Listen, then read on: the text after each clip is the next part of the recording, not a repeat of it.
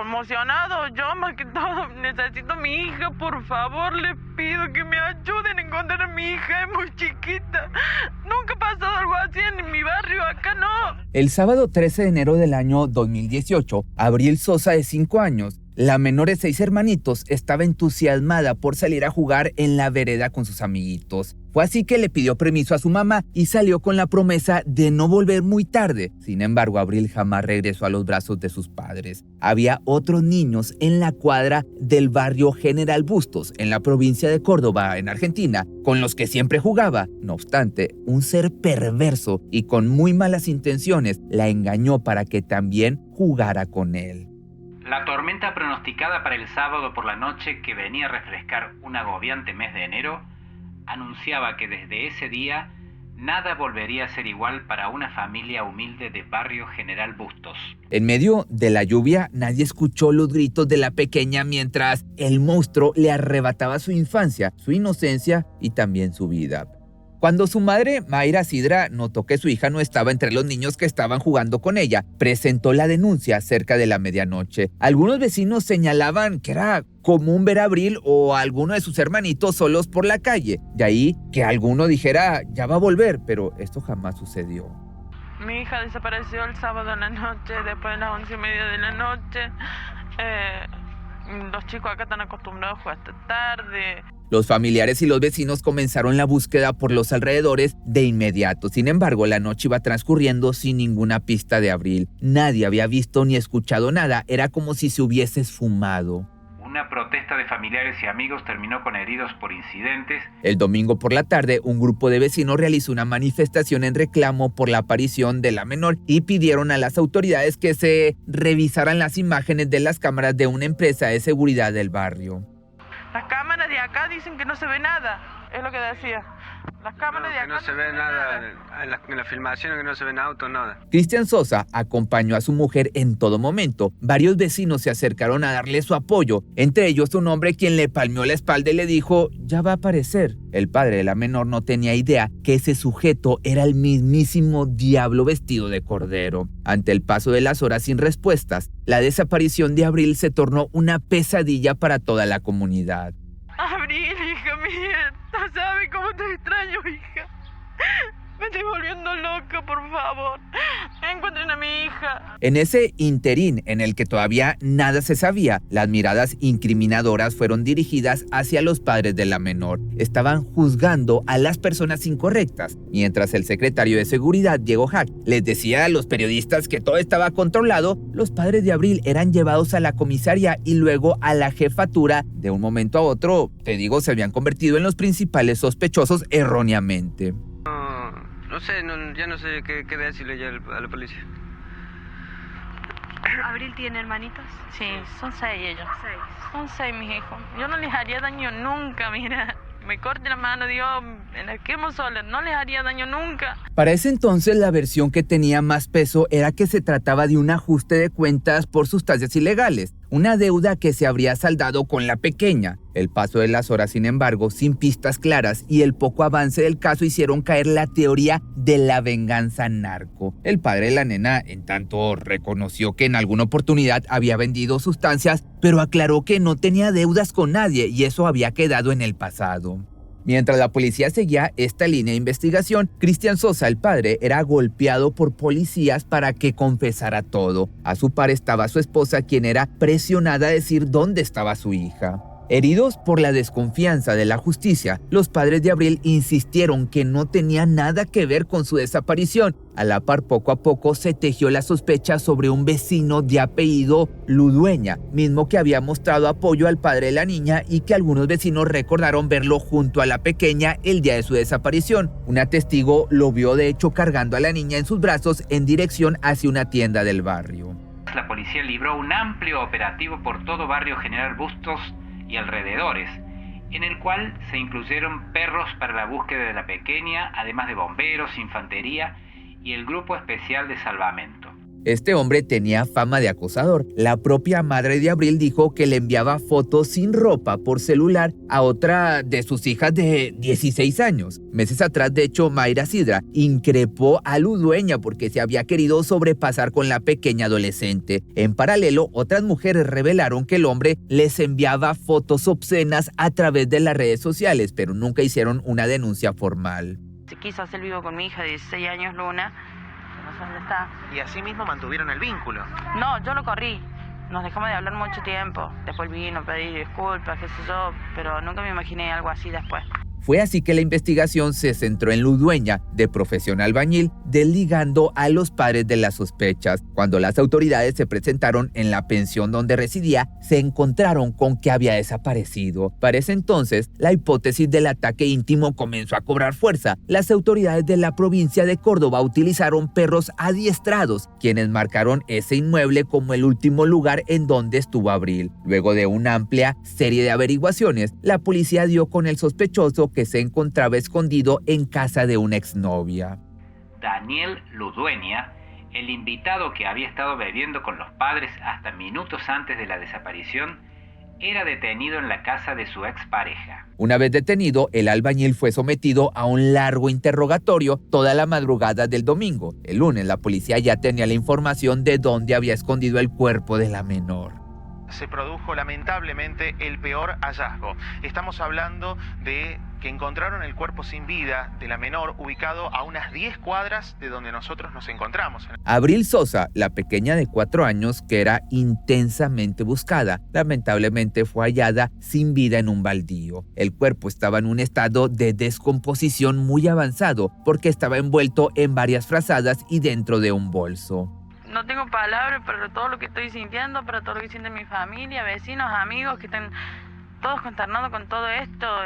Por el crimen fue detenido el hombre de 35 años, identificado como Daniel Alberto Ludueña, quien no se resistió al arresto. El sospechoso era vecino de la víctima y tras varias horas de interrogatorio se quebró y guió a los policías hasta el lugar donde estaba el cuerpo sin vida de la pequeña. Ludueña no tenía antecedentes de delitos de abusos íntimos, pero sí de otro tipo, porque en 2006 fue detenido por robo calificado, en 2011 fue protagonista de una causa relacionada con el narco y ese mismo año fue denunciado por su expareja por amenazas, causa que fue tramitada por la Fiscalía de Delitos Sexuales de Córdoba. Sin embargo, el hombre no figura en el registro provincial de personas condenadas por delitos contra la integridad sexual. Y es que al principio le dijo que también había desvivido a un sobrino, pero fue su propia madre quien negó estas acusaciones. De hecho, el sospechoso vivía a 100 metros de la casa de la pequeña. Se ganaba la vida haciendo trabajos varios como pintor. Para ese entonces estaba separado y era padre de una nena y de un varón. En el barrio lo llamaban cara de bolón y quienes lo conocían mejor afirmaban que las sustancias lo perdían. Pero lo más importante fue que ayudó al padre con la búsqueda y hasta solía entrar a la casa de los Sosa y pasar largas horas de noche con los padres de su víctima. De hecho, en alguna de esas noches probablemente vio a la pequeña con otros ojos y comenzó a planificar su retorcido ataque. Ya no son 6, son 5. Y mis hijos ya lo sienten y ya no sé. Lo único que quiero es justicia por Abril. Al sospechoso se le dictó la prisión preventiva por homicidio criminis causa, que es cuando se mata a alguien para lograr la impunidad. El detenido habló desde su celda con los efectivos que lo custodiaban. No me acuerdo de nada y no soy de entender mucho. Fue lo que repitió varias veces y para resguardar su seguridad o su integridad fue alojado en la enfermería de la cárcel Bower como una forma de cuidarlo de otros internos, porque nadie, ni los criminales más peligrosos, podían tolerar este tipo de hechos cometidos contra personas indefensas, pequeñitas. En la cárcel siempre se castiga a quienes atacan a los más indefensos. Y ahora pasando a la investigación, en un primer momento la fiscal Claudia Palacios deslizó la teoría de que el homicidio estuvo enmarcado en un ajuste de cuentas por narco, pero luego la justicia creía que el hombre detenido podría haber abusado de la menor, ya que Ludueña tenía antecedentes que iban contra la integridad sexual. Que este hombre que me le hizo daño, porque encima abrirle las puertas de mi casa sin saber nosotros que él ya tenía antecedentes por haber asesinado a su sobrino. La madre de hecho confesó que conocía a Ludueña desde hacía 1 año y medio, pero no sabían que tenía esos antecedentes. ¿Cómo entra la familia? ¿Como vecino? Sabemos que él es albañil. Como vecino, como albañil, porque yo estaba pintando, te estoy diciendo, hace como 2 años ya de adentro, la parte de adentro. Habían compartido algunas cenas y reuniones como te platicaba anteriormente, pero no llegaba a ser una verdadera amistad. Sin embargo, Abril creía conocerlo lo suficiente. De lo contrario, no habría ido con él con tanta confianza. Tanto ella como algunos de sus hermanitos lo llamaban tío, lo que dejaba claro que hubo un proceso previo para ganar su confianza, asegurándose de que la pequeña no dudara ni se resistiera a irse con él. ¿Me entiendes? No se veía una persona... porque no sabíamos tampoco, ¿me entendés? Al haber sabido nosotros que él ya tenía antecedentes, porque todo esto se sabe ahora. Una vecina fue clave en la investigación. La testigo entregó a la justicia imágenes con alto contenido sexual que la madre de Abril aseguró que Ludueña le mostraba a la menor. Luego denunció que la justicia actuó mal en el caso porque no trabajaron buscando a su hija, sino buscando sustancias e inculparlo a ellos mismos, a los padres. De hecho, el celular del sospechoso fue secuestrado para peritajes. En él se encontró toda clase de pero no con menores, eso sí, hay que dejarlo claro. Ahí, no sé, él agarró los bolsos, lo subió todo el taxi y apuró el taxista. Y no se sabe más nada.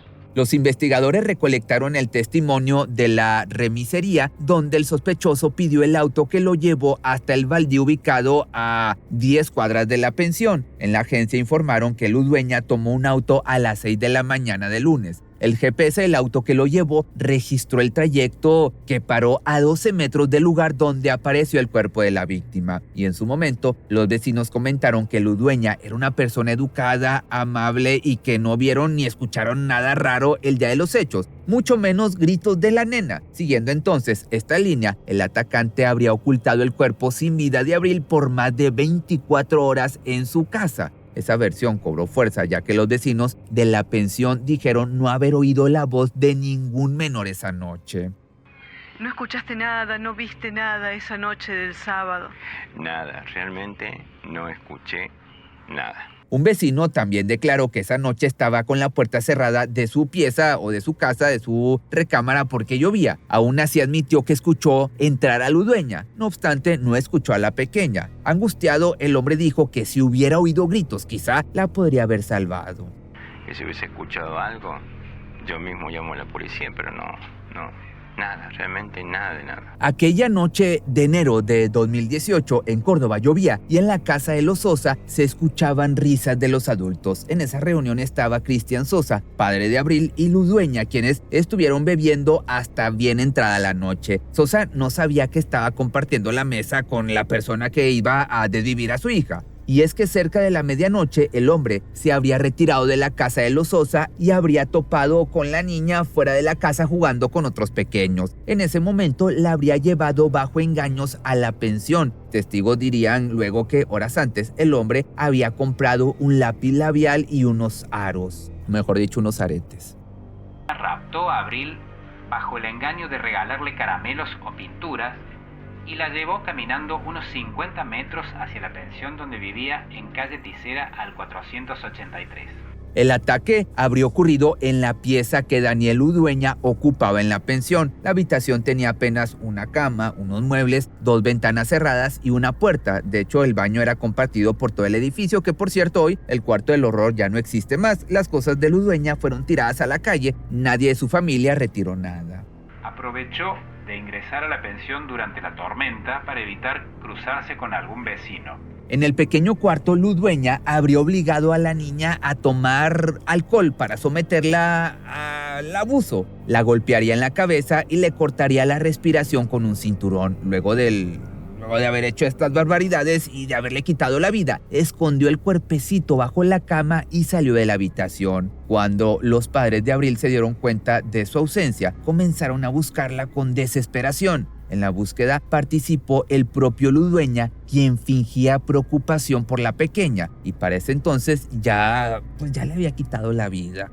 Sí, esa noche. Después el otro día vino a quejarse porque yo le había dicho al policía de que él había sido la última persona que había visto a mi hija. La policía llegó esa noche y empezó con una búsqueda sin mucho afán, más preocupados por culpar a los padres sin tener pruebas. Ludueña volvió a su pensión y, ya entrada la mañana del domingo, llamó a un taxi. Llevó el bolso donde estaba el cuerpo de la pequeña, envuelto en sábanas, hasta un baldío donde lo dejó abandonado. Tras casi 48 horas de desaparición y búsqueda de policías y agentes judiciales, Ludueña fue acorralado por numerosas sospechas. Ante la insistencia de los investigadores, los guió hasta el descampado de Alta Córdoba, donde había llevado el cuerpo de la pequeñita. ¿Por qué creéis que vincularon el tema drogas con ustedes? Él lo dijo, es todo como un coso que él hizo, ¿me entendés? Para que directamente no se fijaran en otra cosa más que nosotros.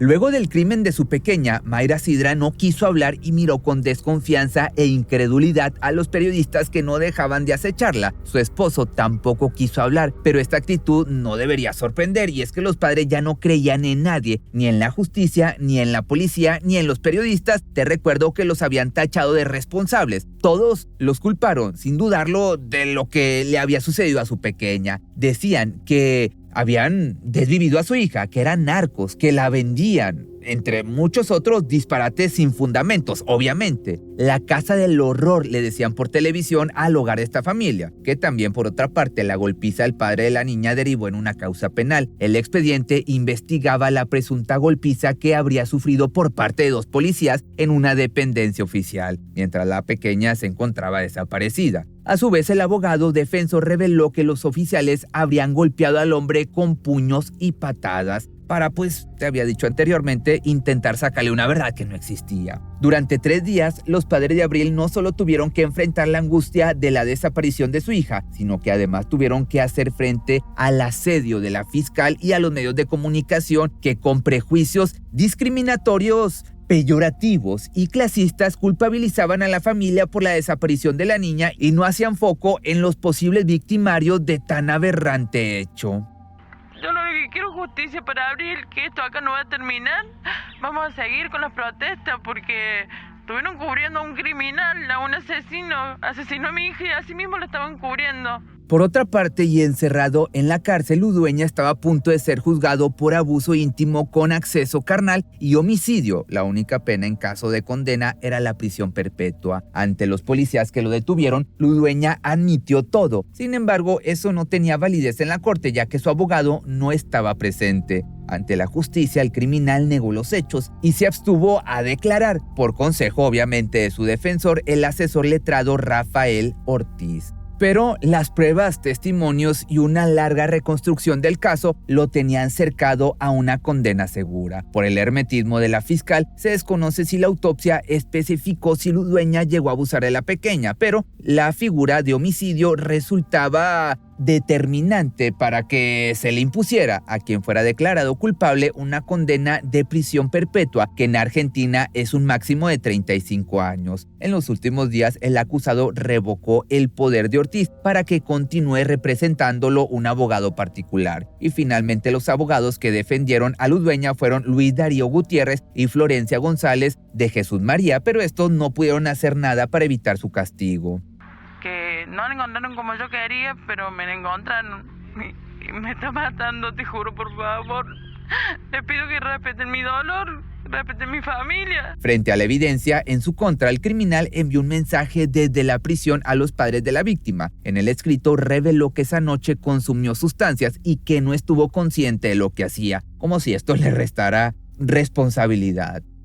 No podía hablar con él y ni quiero hablar tampoco. Lo que menos voy a hacer va a ser hablar. Junto a esto, como parte de una estrategia de los defensores del criminal, los familiares de Ludueña insistieron en una atenuación de la responsabilidad por supuestos problemas psiquiátricos y su adicción a sustancias. Pero los peritajes forenses que se le practicaron indicaron que el responsable comprendía la criminalidad de lo que había hecho y que era consciente de sus actos. ¿Qué sintió con el pedido de perdón por parte de él? No fue sincero.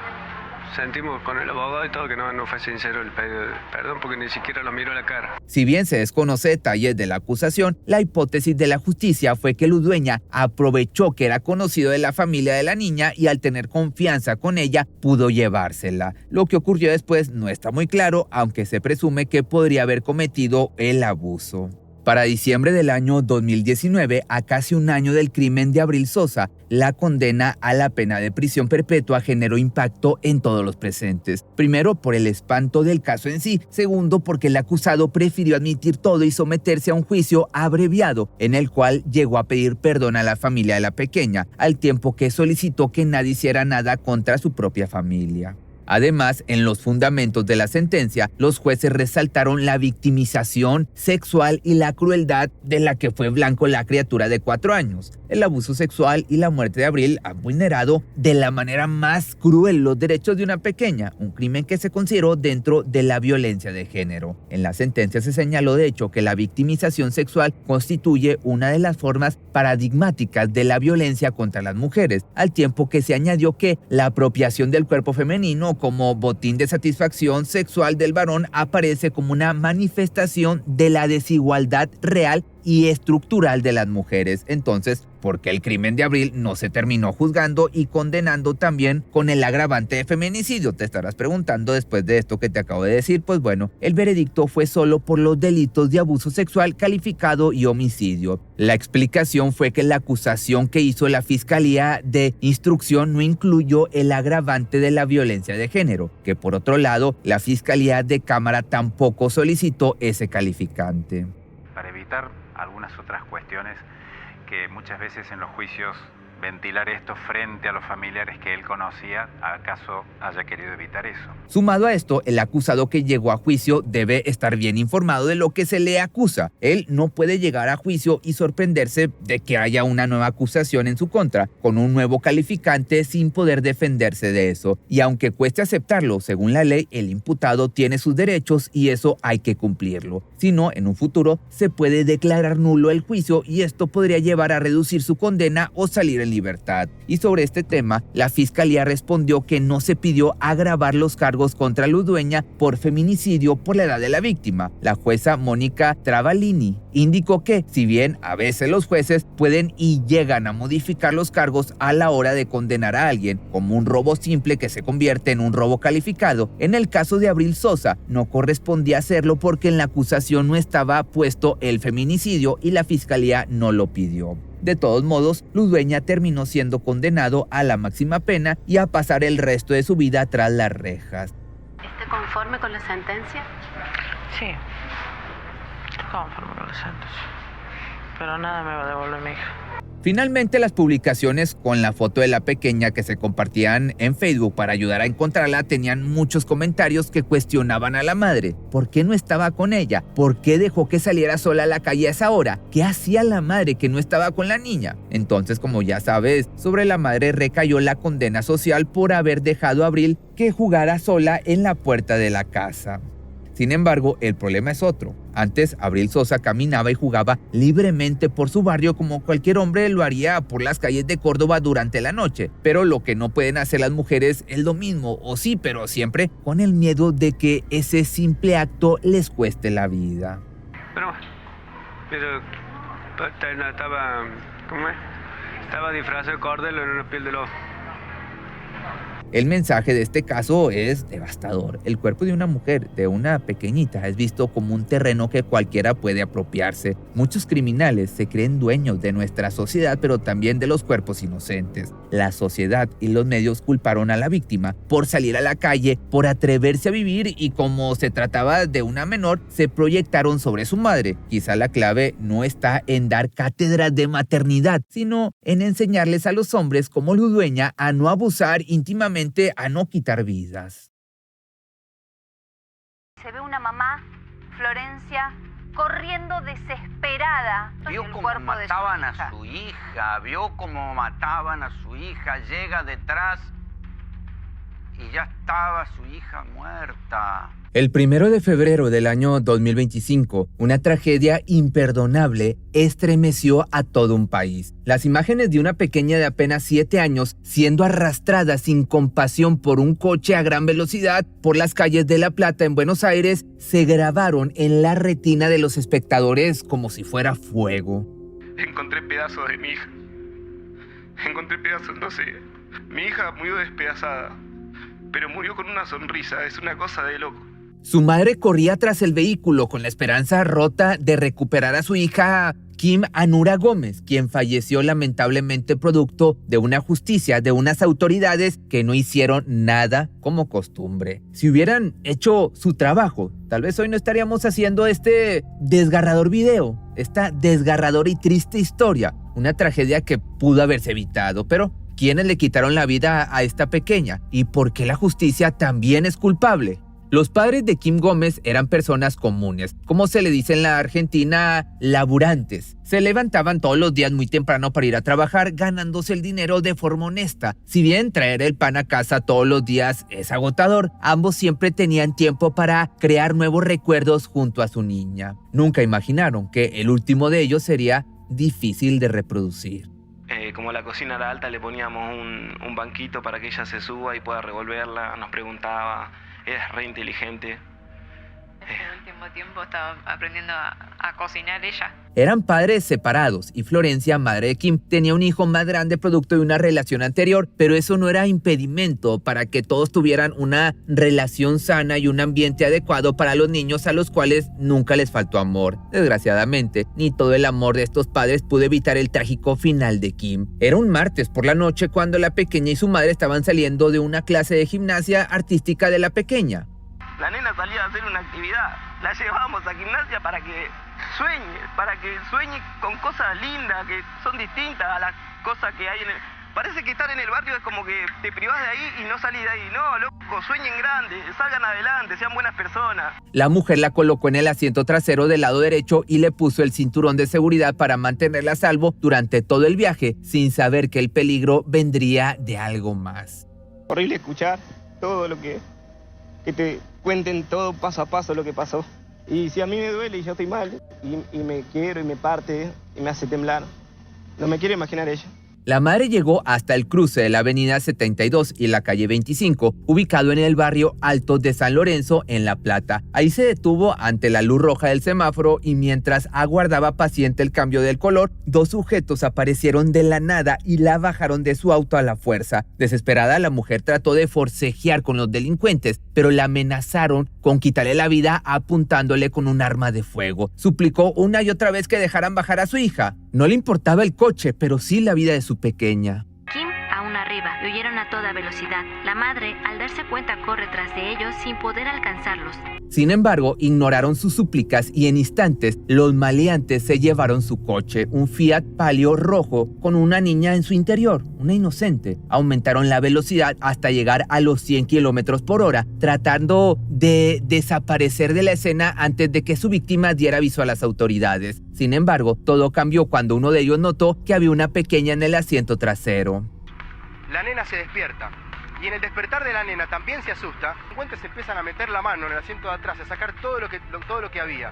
Probablemente también hayan sacado en ese movimiento a la nena. Los ladrones intentaron arrojar a la menor por la ventanilla del auto, pero Kim quedó enganchada del cinturón de seguridad y parte de su cuerpo quedó colgado. La pequeña gritó y gritó, pero nunca bajaron la velocidad. Su cabeza lamentablemente golpeó contra el asfalto mientras era arrastrada sin piedad y a toda velocidad durante unas agónicas 15 cuadras. Algunos vecinos vieron la terrible escena e intentaron correr tras el auto. Otro testigo y su esposa casi fueron atropellados por el coche que notaron que llevaba arrastrando un bulto debajo. Lo que menos pensaban era que ese bulto se trataba de una nena. Vemos a un grupo de jóvenes sentados en la calle cuando el vehículo pasa a toda velocidad. Se alcanza a ver que el cuerpo de Kim aún seguía bajo las llantas. La madre de Kim, quien corrió detrás del auto mientras gritaba pidiendo ayuda, fue recogida por un coche que inició una persecución detrás del auto robado. Lamentablemente, ya era muy tarde para la pequeña Kim. El vehículo impactó contra un poste de luz y los ladrones escaparon, abandonando el cuerpo que había quedado destrozado debajo del coche. Cuando las autoridades llegaron a la escena, encontraron el vehículo a pocas cuadras, en un zanjón y con el cuerpo sin vida de la pequeña Kim prácticamente irreconocible. La imagen era lamentable, un cruel final para una pequeña inocente que todavía ni siquiera conocía el mal del mundo, pero que se había cruzado injustamente con estos dos criminales. Tras huir, los responsables fueron detenidos, por suerte, por la policía en sus domicilios. Cuando se dio a conocer la captura, un detalle de los maleantes dejó a todo un país desconcertado, y es que resultaban que estos tipejos eran adolescentes de 17 y 14 años, que pues este último de 14 años podemos decir que también era un niño, haciendo claro cosas de adulto. El caso generó conmoción en la ciudad de La Plata y generó una primera marcha en reclamo de justicia que terminó con incidentes frente a la municipalidad y la gobernación de la provincia de Buenos Aires. Lo primero que le pedimos a la gente es que se porte bien. El otro día hicieron una manifestación, rompieron las cosas. Eso no queremos nosotros. Nosotros queremos pedir justicia, queremos cambiar las cosas, pero de una manera como seres humanos normales. ¿Por qué tenemos que ser animales? Ese día, la manifestación comenzó cerca de las 5 de la tarde en el cruce de las calles 28 y 84. Y aunque la familia no organizó directamente la convocatoria, una columna de vecinos se sumó para expresar su apoyo a los padres de la pequeña. En una segunda marcha, familiares, amigos y vecinos de la víctima marcharon desde el lugar del hecho hasta el centro de La Plata y exigieron mayor presencia policial en las calles. A diferencia de la protesta anterior, la movilización transcurrió sin enfrentamientos y la policía bonaerense tampoco recurrió al corte de calles. Así los acompañaban y así saludaban desde la ventana a las personas que se acercaron al juzgado de menores de La Plata para apoyarlos en este momento de infinito dolor.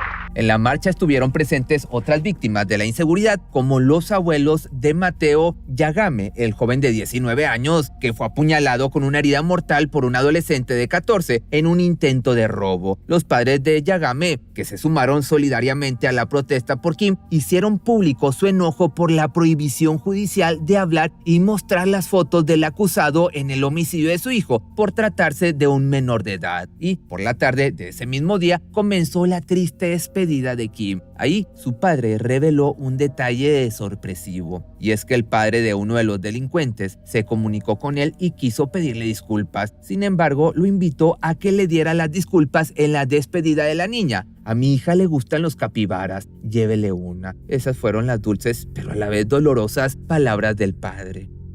Este es el animalito que le gustaba a ella y ese es el que siempre tuvo desde que se lo regaló la hermanita. Florencia, mamá de Kim, pidió destrozada que los delincuentes que le quitaron la vida a la menor pagaran por lo que habían hecho. Que se haga justicia. Kim no fue la primera, pero quiero que sea la última. Dijo entre lágrimas junto a Marcos Gómez, el papá de la niña y su expareja. Entre gritos de apoyo de los presentes, le pidió a la justicia y a los medios de comunicación lo siguiente. Que no nos dejen solos. Que nos ayuden en todo lo que más se pueda.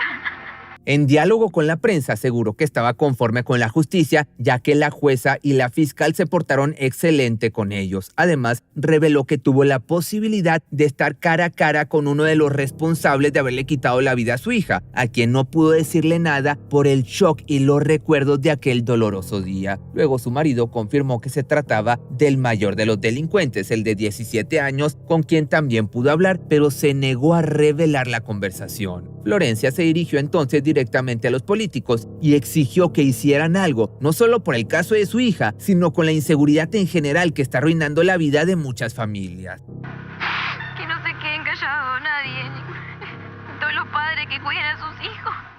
¿Crees que se va a hacer justicia? Se tiene que hacer justicia. Tienen que hacer justicia. Por Kim y por todos los nenes que pasaron por la cocina. Marcos detalló lo que sintió en el encuentro con el criminal mayor y señaló que intentará conocer al segundo delincuente de 14 años. Lo pude ver a la cara. Me quiero guardar para mí las cosas que sentí porque tuve muchas sensaciones.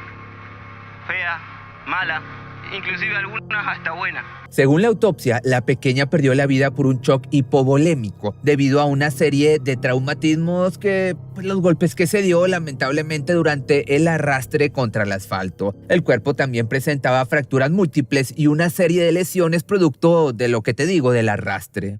Una filmación de una cámara de seguridad registró parte de la frenética fuga de los ladrones. Las imágenes son estremecedoras porque muestran cómo la víctima era arrastrada a más de 100 kilómetros por hora. Su cabeza golpeó contra el asfalto, lo que le habría provocado un traumatismo grave de cráneo y la muerte. Calculo que deben haber videos. Nosotros realmente no pudimos ver nada en ningún programa, nada. Sí, estamos como totalmente aislados. Sí, hablamos lo que se pueda, pero no. Hay una gran cantidad de pruebas en contra del mayor de los detenidos, entre ellas el análisis de las imágenes de una cámara de seguridad previa al hecho que lo muestran con un short con la cara de Diego Maradona. Ese mismo short fue encontrado por la policía platense en un allanamiento a su casa, ubicada en el mismo barrio de los hechos. Cruzan esta avenida 25, cruzan el bulevar y es por eso que están trabajando acá los peritos científicos y atacan el auto, el Fiat Palio de color rojo, que estaba parado acá porque estaba en la misma situación de ahora, esperando que la luz le dé verde. La justicia dictó la prisión preventiva por 180 días para el menor de 17 años que ya está detenido por el hecho. Es decir, seguirá preso por 6 meses en un instituto cerrado, imputado por robo y homicidio. Por otro lado, este chico de 14 años fue alojado en un centro de contención de menores del gobierno bonaerense. Asimismo, este mismo joven o niño, quien tenía antecedentes penales, pidió declarar y negó haber participado en el crimen en contra de la pequeña de 7 años y que hacía todo lo que decía su compañero. Según él, era una banda de 4 personas, pero el delincuente de 17 años fue quien lo incitó a robar el coche y seguramente por eso también tenía antecedentes penales previos. Este último es sarcasmo, pero bueno. Por el momento se lo mantendrá con seguridad hasta una nueva audiencia en la que se definirá su situación procesal. Sin embargo, para su edad no podrá ser condenado, lamentablemente. Necesitaba tenerlo de frente y ver si había ese arrepentimiento de ser humano, porque perdón no hay. La hermana del menor de 17 años pidió perdón a la familia de la pequeña, aseguró que el joven estaba perdido en las sustancias y que intentaron ayudarlo de todas las maneras posibles, pero fue en vano. Incluso había robado a su propio padre y otros familiares. En su momento no intentaron internarlo porque no les parecía la mejor opción. Para ese entonces le habían dado varias oportunidades para recuperarse. A uno lo vi que le llegó muy fuerte y lo vi con dolor. Al otro no.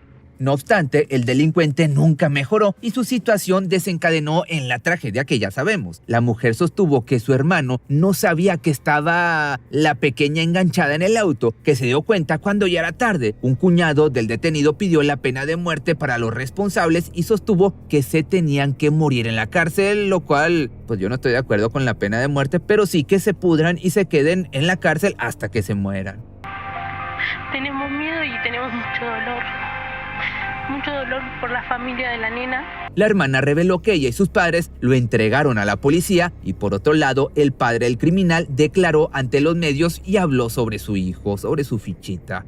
La verdad, una mano de corazón, es una mierda de persona.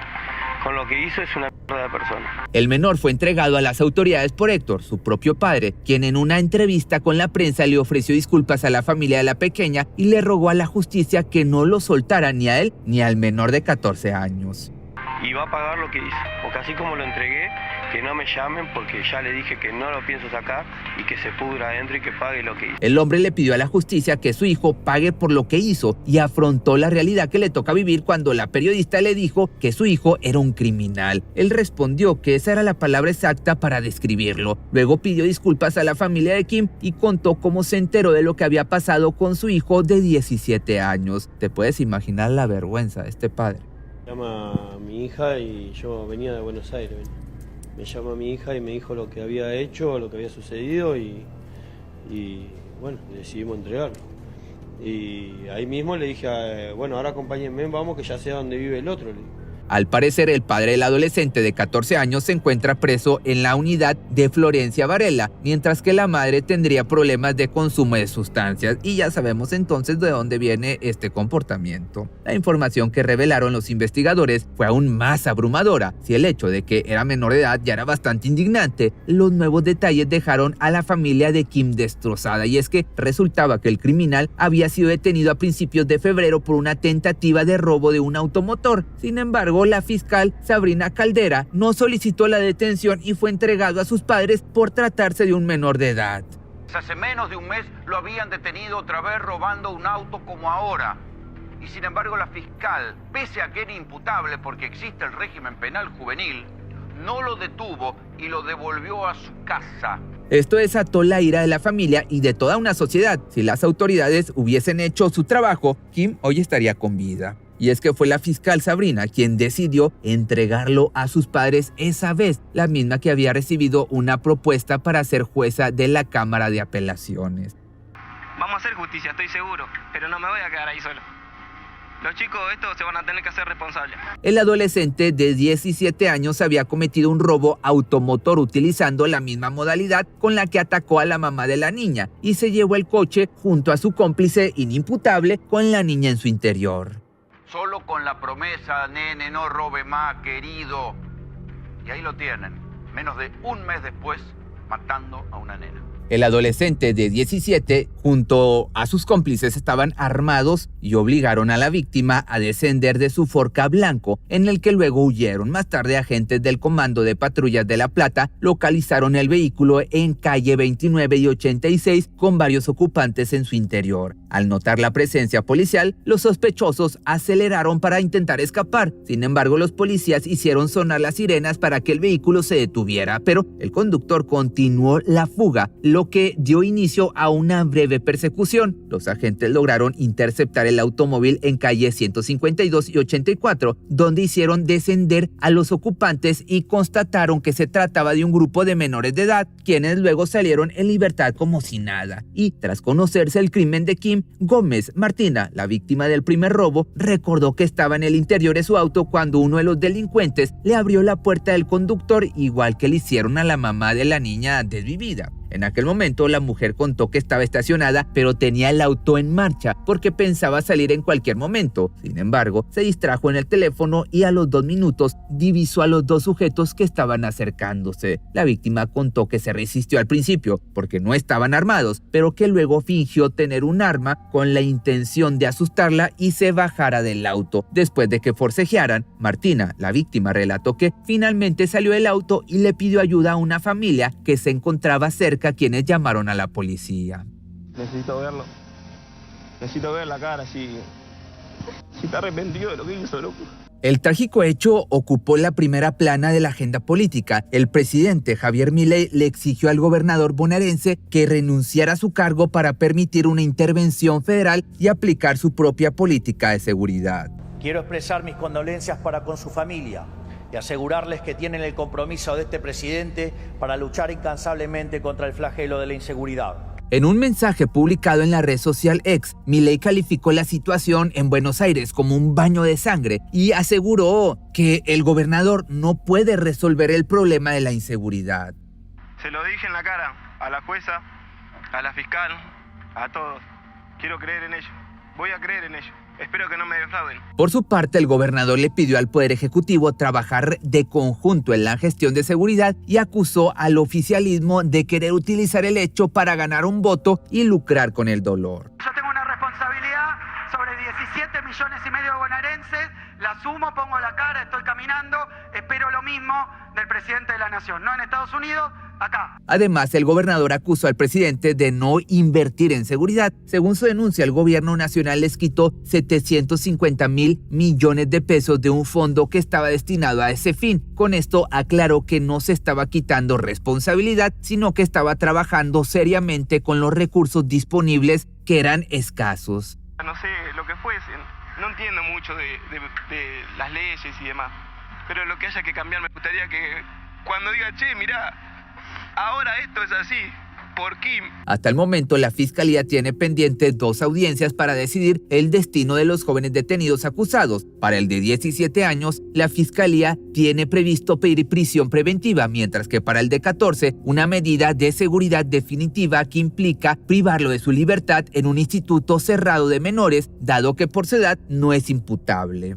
La muerte de Kim Gómez seguramente, o por lo menos debería ser, nunca se sabe qué pasa en la Argentina, debería marcar un antes y un después. Según la legislación argentina, a partir de los 16 años, las personas pueden ser juzgadas e ir a la cárcel. El gobierno del presidente Javier Milei apoya una baja en la edad de imputabilidad y la ministra de Seguridad, Patricia Bullrich, aprovechó el hecho para insistir en la propuesta y criticar en redes sociales a su adversario político, el gobernador de la provincia de Buenos Aires, Axel, quien se opone a la baja de la imputabilidad y en cuyo distrito ocurrió este crimen.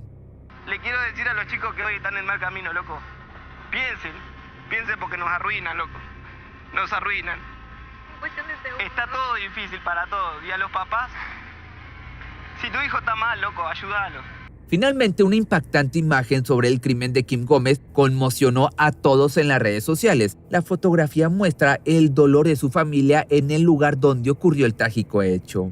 En la imagen se observa al padre y al tío de Kim caminando por la calle donde la menor fue arrastrada por el auto robado. Su tío aparece con las manos en la cabeza muy afectado, mientras que su padre se muestra agachado en la calle llorando desconsoladamente. Yo no estudié, no ejerzo, no sé, soy un ciudadano normal, un laburante común.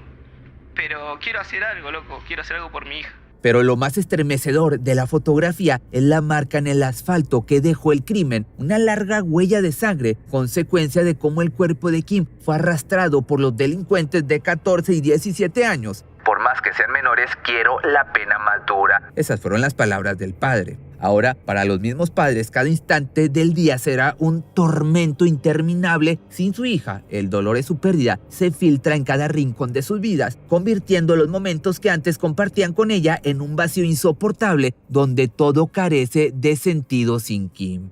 Era perfecta. Era reeducada, compañera conmigo para todos. Para todos. No me podía levantar de la cama sin ella no estar atrás mío.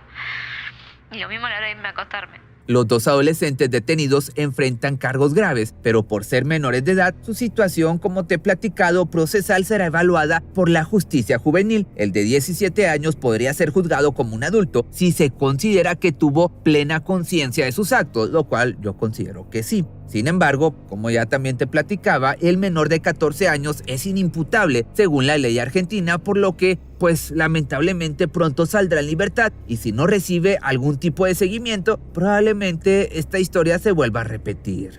Sueñen grande, salgan adelante, sean buenas personas, sean amables, sean educados.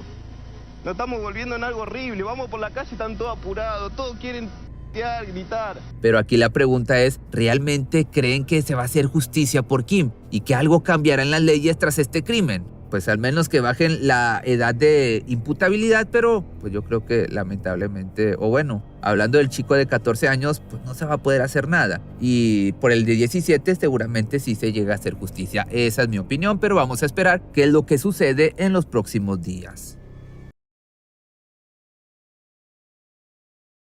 Las personas que mueren vírgenes, mujeres y hombres mueren vírgenes, son recibidos con honores. El jueves 30 de enero del año 2025, Paloma Gallardo, de 16 años, y su novio Josué Salvatierra, de 14, se dirigieron al terreno situado bajo el puente Bosques, en el partido bonaerense de Florencia Varela, un lugar donde solían encontrarse a menudo. Habían acordado esta salida con el deseo de estar solos, lejos de las miradas no deseadas, especialmente las de sus padres. Lo que no sabían era que esa caminata iba a ser la última. Y es que por su parte, Omar Gallardo, padre de Paloma, vio por última vez a su hija ese mismo día alrededor de las 18 horas, cuando ella se dirigió al gimnasio, ubicado a unas 7 cuadras de su hogar. Mientras tanto, los padres de Josué comenzaron a preocuparse cuando cayó la noche y su hijo no regresó a casa. Alarmados se dirigieron a la casa de Paloma solo para descubrir que ella tampoco había vuelto a su hogar. Ambas familias emprendieron una búsqueda desesperada de la joven pareja. Sin embargo, los días fueron pasando y todo terminó en un trágico desenlace. Rápidamente, la doble desaparición se convirtió en uno de los casos policiales más impactantes de Argentina en los últimos tiempos. Pero, ¿qué ocurrió con Paloma y Josué? Algunos afirman que fueron testigos de algo que no debieron ver, mientras que otros sospechan que el responsable está más cerca de lo que todos imaginan. Pero empecemos por la desaparición y el hallazgo. ¿Te apasiona el deporte? ¿Te encanta la emoción del juego? Pues con OneXBet, la casa de apuestas en línea más confiable, puedes llevar la adrenalina al siguiente nivel. Desde los mejores partidos de fútbol hasta intensas competiciones de eSport, en OneXBet encuentras miles de eventos deportivos para apostar. Además, disfruta de una increíble selección de juegos de casino en línea. Pero juega de manera segura y responsable. Recuerda que las apuestas son para divertirte y en OneXBet tu seguridad es nuestra prioridad. Regístrate ahora y usa mi código promocional para obtener beneficios exclusivos. La emoción te espera en OneXBet. Paloma y Josué eran novios desde hacía 2 meses y concurrían al mismo colegio secundario número 63 de Bosques. Ella cursaba el 5º año mientras que él estaba en 2º. Aún así, solían pasar mucho tiempo juntos. Hasta él la solía pasar a buscar cada mañana por su casa que estaba a 100 metros de la suya. Primero eran amigos, ella me dijo, es mi amigo. Y cuando yo lo veía tan seguido le pregunto, ¿Paloma es tu amigo o es tu novio? Y ella me dice, es mi novio, mamá. El fatídico día de su desaparición salieron de su casa rumbo al gimnasio, como todas las tardes de lunes a viernes. Pero ese día decidieron pasar de largo y dirigirse al descampado que estaba al lado de la ruta 36. Claro, por este lugar habrían pasado Paloma y Josué. Y llama la atención, no solo por la densidad de la vegetación, porque por ahí hay restos de incendios, basura. Se ve que había mucha gente que transitaba por esta zona, hay llaves tiradas, hay artículos de electrónica. La zona suele estar desolada, aunque algunos vecinos usaban el costado de las vías como atajo para cruzar la avenida. Este lugar se trata de un predio que nunca estuvo bien claro si es propiedad privada del ferrocarril o de la municipalidad. También hay parejas que aprovechan la intimidad que brinda la vegetación crecida para mantener relaciones. De hecho, entre la gran cantidad de basura que hay en el lugar, está repleto de preservativos usados y hasta ropa interior tirada. Y de noche, dicen los vecinos, es aún peor.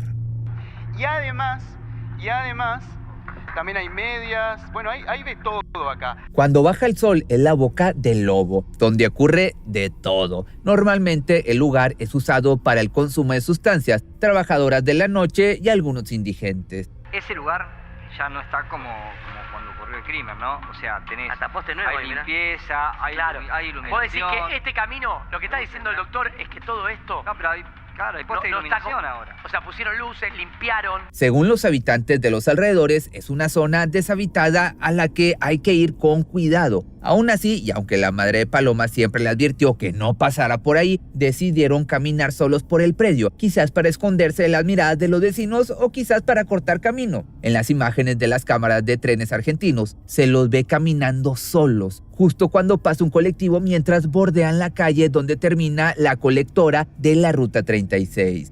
Este es uno de los videos, es el último. Ahí se ve un colectivo de la línea 500 de la empresa Moxa.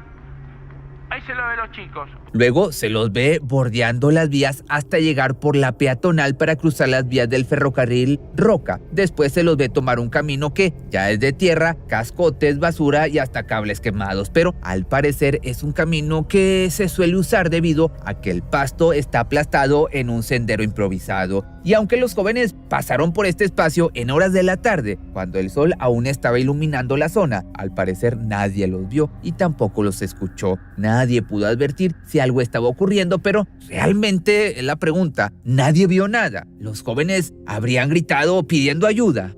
Mirá, por donde se está yendo este chico, por donde se está yendo acá este pibe, miren, por acá se pudieron haber escapado los asesinos.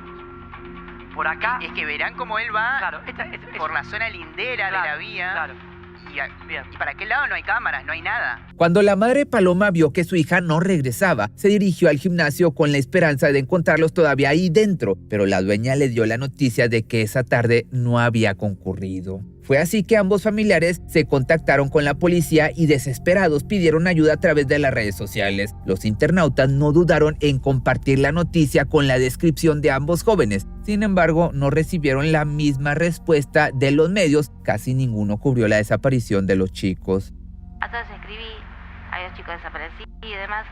No se comunicó conmigo nadie, solamente un medio local que después se canceló. Sin colaboración de los medios de comunicación, el barrio y las autoridades iniciaron una desesperada búsqueda que terminó lamentablemente en tragedia. Los cuerpos de Paloma Abigail Gallardo y Josué Salvatierra fueron encontrados sin vida 2 días después, y esta vez las cámaras se hicieron presentes para llenar horas de televisión con detalles morbosos sin respetar el duelo de las familias.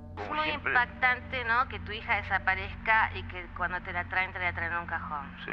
Los dos cuerpos aparecieron uno al lado del otro, Paloma boca arriba y Josué de costado. A simple vista, la chica no presentaba signos de haber sido víctima de un ataque íntimo sexual y tampoco de haberse defendido. El chico sí tenía una marca en una de sus manos, por lo que se creía que él o los responsables primero aparecieron desde atrás golpeándola a ella y después a él. El informe preliminar de autopsia arrojó que los dos fueron desvividos a golpes y sufrieron múltiples fracturas en su cabeza. En el lugar encontraron un trozo de asfalto grande que podría tratarse del arma responsable debido a que estaba manchado con sangre. Al parecer los habían apedreado hasta que dejaron de respirar. De la escena del doble crimen, los peritos levantaron varios elementos manchados con sangre. Además de la piedra, había una botella, un profilacto usado, ropa, un pedazo de plástico y una muestra de tierra junto a fauna cadavérica para establecer cuánto tiempo llevaban los cuerpos en descomposición.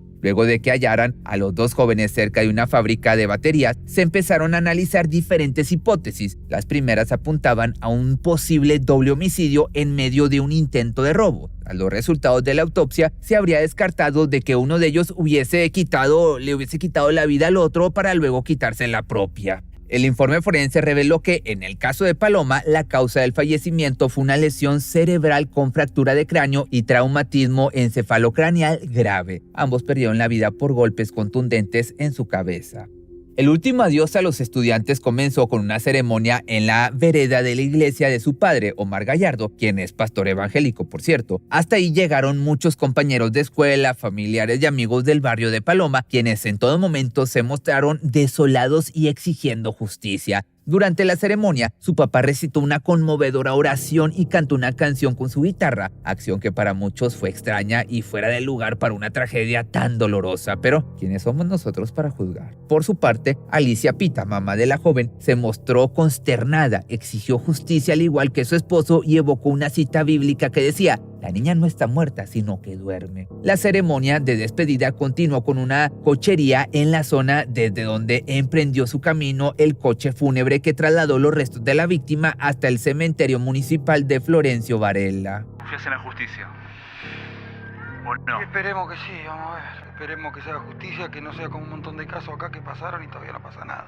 Por su parte, los restos de Josué fueron despedidos por su familia días antes. El abogado de su familia, al igual que los padres de Paloma, consideraron que el doble crimen respondía a un hecho aún más grave y escabroso que un simple robo. La policía le dijo al fiscal que a Josué y a Paloma los mataron para robarle los celulares y la mochila. ¿Dónde está la mochila? ¿Qué mochila les robaron? Ahí se ve. ¿Ven alguna mochila? Nada. Durante el servicio fúnebre, el papá de la menor manifestó su indignación y dijo que su hija fue víctima de abuso íntimo y que su novio fue desvivido cuando intentó defenderla. Que aquí vale aclarar que el caso fue caratulado como un doble homicidio en ocasión de robo, sin indicios de agresión íntima, según la autopsia preliminar. Sin embargo, Omar le pidió a los investigadores que considerasen esa hipótesis. Según él, cuando tuvo que reconocer el cuerpo en la morgue, pudo ver indicios de abuso sexual en el cuerpo de su hija. Lo que yo vi no lo vio nadie. Todo dirigido hacia la parte íntima de mi hija. Levantó la remera y ahí me confirmé yo de que había sido una violación. Para ese entonces, el primer fiscal que tomó la causa confirmó que la misma había sido caratulada como robo y homicidio, lo que apuntaría a que los chicos habrían sido víctimas de un violento robo. Una de las razones de esta hipótesis fue que en la escena del crimen no se encontraron las pertenencias de los jóvenes, incluyendo sus teléfonos celulares. Luego comentaron una segunda hipótesis sobre un presunto abuso íntimo, que fue descartada rápidamente. Sin embargo, el abogado que representa a la familia de Paloma se preguntó ¿quién mata para robarle la mochila o el celular? Con esto, la hipótesis que manejaba el abogado decía que posiblemente los chicos conocían al responsable o los responsables y que no fueron víctimas de un crimen al azar. Para mí no está gente ni borracha, ni drogada, ni pobre. Para mí algo más.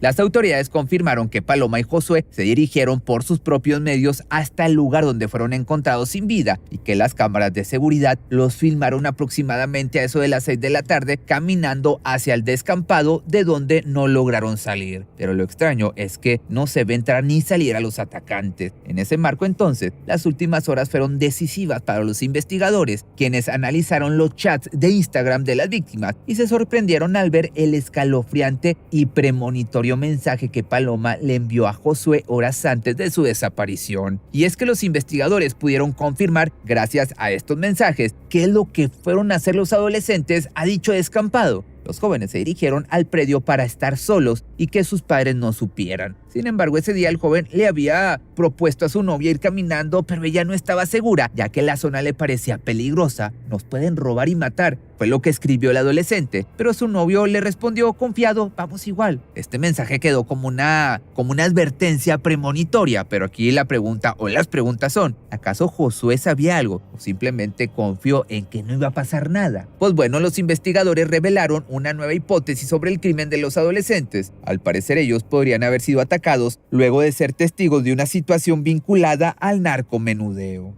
Se sospecha que a los chicos los mataron porque grabaron una venta de drogas. Ellos siempre hacían el mismo recorrido hacia el gimnasio, pero nunca llegaron. Fueron abordados en el camino cuando vieron algo que no debían y por eso los atacaron. Estas fueron las palabras de uno de los abogados. Además, el letrado Diegues habló sobre la supuesta participación de 3 sospechosos y cuestionó la versión oficial de los investigadores al decir que los vecinos de la zona en donde fueron encontrados los cuerpos hablaron de un auto rojo con 3 ocupantes. De acuerdo a fuentes oficiales, esa pista del vehículo rojo habría sido descartada por la policía. Y es que los oficiales no habrían hallado evidencia respecto a la posibilidad de una conexión entre los menores y ese automóvil o la posibilidad de que se hayan subido a él, que por otro lado, los investigadores están tratando de recolectar pruebas de los testigos, de familiares, de amigos, de vecinos para la posibilidad de otra hipótesis diferente. Que a su vez el abogado declaró que en la provincia de Buenos Aires se roban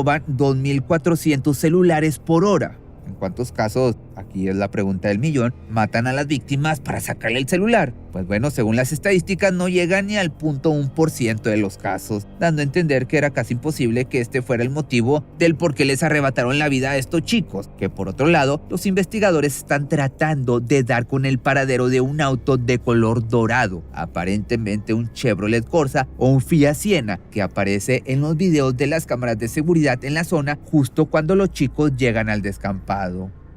La caminata de Josué y Paloma y este auto que, a pesar de que sean videos distintos,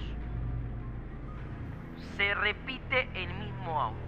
En la reconstrucción de los hechos, los peritos identificaron que ese vehículo estuvo 2 veces en el mismo radar de los adolescentes. En un primer momento, el coche apareció cerca del barrio de los menores y luego en otra cámara, justo en el paso de las vías del tren cerca de donde finalmente ellos aparecieron sin vida. Y hasta el momento no se sabe si tiene relación o no con el crimen, pero si bien surgió la pista de un indigente ahorcado cerca de donde le quitaron la vida a Paloma y a Josué, como posible autor del doble crimen, finalmente se pudo establecer que la aparición del cuerpo fue anterior a la desaparición de los chicos. Otra línea investigativa surgió de la actividad del papá de Josué, que se creía que era cartonero. El doble crimen ocurrió en una zona donde se juntaba mucha basura y circulaban carros. De hecho, una imagen de Google Street View de octubre del año 2024 registró a Josué conversando con un cartonero.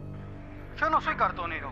Yo Laburo en Capital de Reciclaje. Estoy en una esquina, separamos los papeles, botellas. Hasta el momento, el papá del adolescente todavía no declaró. Por el momento, no está previsto que Omar declare ante la justicia. Esto lo detalló Aníbal Osorio, el abogado de la familia de Paloma, tras el pedido del letrado de la familia de Josué, Carlos Diegues. Los que sí presentaron testimonio fueron el tío Osvaldo Gallardo y el hermano de Paloma, Santiago Daniel Gallardo. Y que te habían rajuñado la cara. Ahora en la entrevista veo que tenés como si fuera un rajuño arriba del ojo. ¿A qué se debe este rajuño?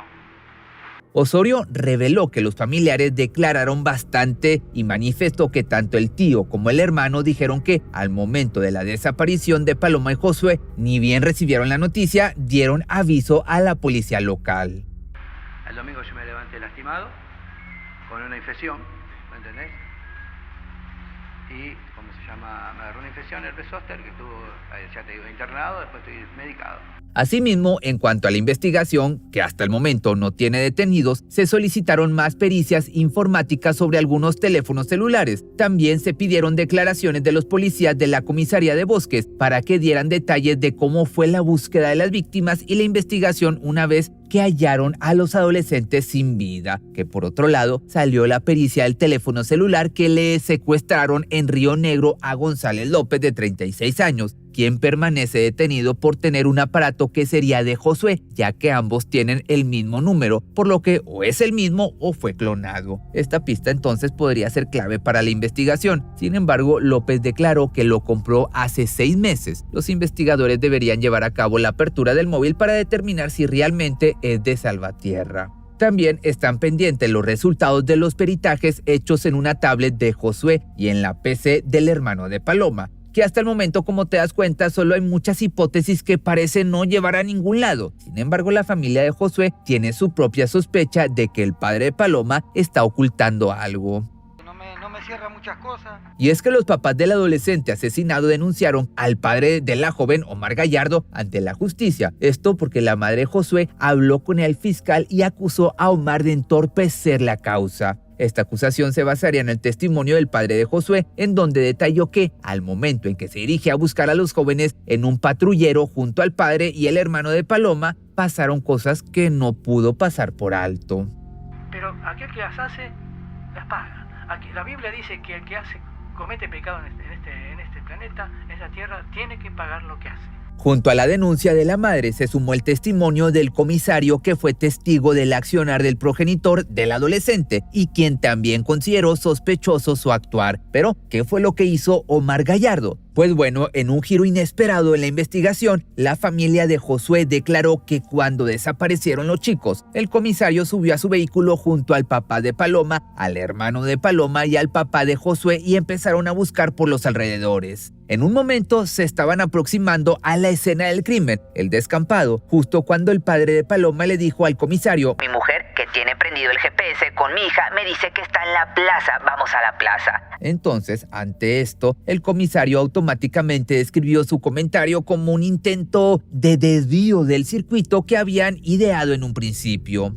El patrullero entonces se dirigió hacia la plaza, donde se cruzaron con 2 chicos, a lo que Omar declaró que ellos podrían saber algo del paradero de la pareja. En cambio, el papá de Josué estuvo a punto de bajarse del coche para confrontar a los 2 supuestos testigos, justo cuando el padre de Paloma lo detuvo y lo convenció de que iría junto con su hijo. Desde el coche entonces, el comisario y el padre de Josué vieron cómo ambos hablaban con los jóvenes. Luego regresaron con supuesta información del paradero de los chicos. Según Omar, a Paloma y a Josué los habían secuestrado hacía tan solo instantes en un auto rojo para la trata de personas. Luego de estas fuertes palabras, ambos comentaron que se iban a comer. Entonces el comisario los dejó en la casa. Una vez que quedaron solos, el comisario y José, el padre, dijo: este tipo nos está mintiendo y nos está desviando la atención.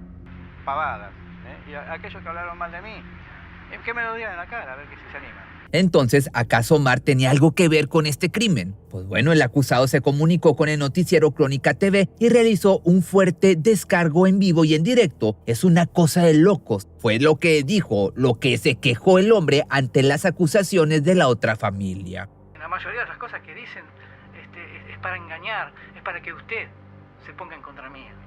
Pero al ponerse en contra mía, que soy un ministro del Señor, también se lo hace contra Dios. Además, el papá de la menor aseguró que tras la desaparición de su hija, el día jueves 30 de enero y hasta el momento en que hallaron su cuerpo sin vida, el sábado 1 de marzo, él nunca estuvo solo.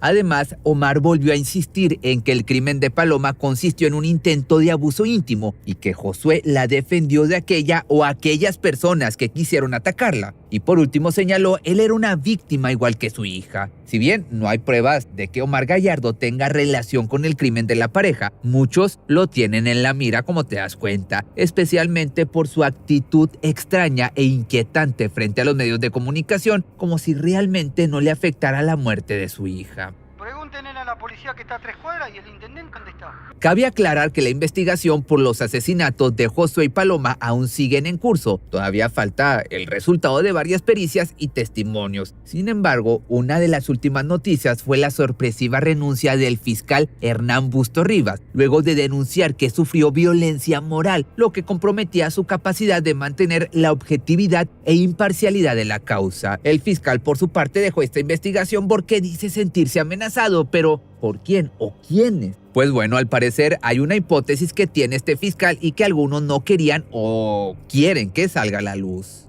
Por otro lado, Edgar García, el abogado de la familia de Paloma, denunció que no habrían cuidado la escena del crimen, que levantaron los rastros con poco esmero y después prendieron fuego el lugar, eliminando así otras posibles pruebas. ¿Por qué no quisieron trabajar en ese momento? ¿Por qué no los escucharon? ¿Por qué no salieron a buscarlos? ¿Por qué se esperó tanto tiempo? ¿Por qué hay tantas salidas y tantas cámaras que no se analizaron?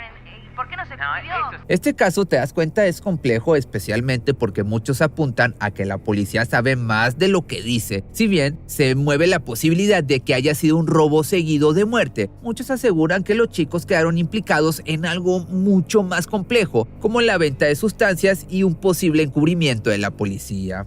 La policía mintió. ¿Por qué mintió? Porque están cubriendo a los asesinos. Los vecinos tienen miedo, han denunciado en varias ocasiones la venta de sustancias en el descampado y se han quejado de que la policía no hace nada porque es cómplice. Pero, ¿por qué la policía quemó el descampado? ¿Acaso quería ocultar pruebas que los comprometía con el crimen? Pues al parecer sí. Pero para empeorar más las cosas, varios comisarios de la comisaría, vaya la redundancia, de Bosques fueron denunciados y detenidos en el pasado por proteger a bandas de narcotraficantes que operaban y que aún siguen operando en la zona de los hechos. Hay una mujer que se acercó a un familiar de una de las víctimas en medio de la marcha y le dijo, yo tengo la grabación de cómo los policías quemaban el lugar donde mataron a Paloma y Josué. Mira, todos tienen algo que ver cuando hay inseguridad en el barrio, ¿no? Me parece que todos deberían ocuparse, los que corresponden, las autoridades que corresponden ocuparse deberían estar más atentos a que esto no suceda. El caso de Paloma y Josué ha dejado una profunda huella en una comunidad que ya está harta de ver cómo los jóvenes caen en las sustancias prohibidas mientras la policía parece hacer la vista gorda ante los reclamos. Sea o no un crimen relacionado con el narcomenudeo, este caso exige una limpieza en el sistema de justicia. Aquellos encargados de velar por la seguridad de la población deben anteponer el bienestar de los ciudadanos antes que proteger a los criminales que al parecer tienen la zona liberada. Vos toda tu vida educaste a tu hijo, le diste un principio, le diste un montón de cosas, no robaba, no se drogaba, todo para que para un hijo de puta venga, te lo mate y para los que te tienen que defender no te defienden.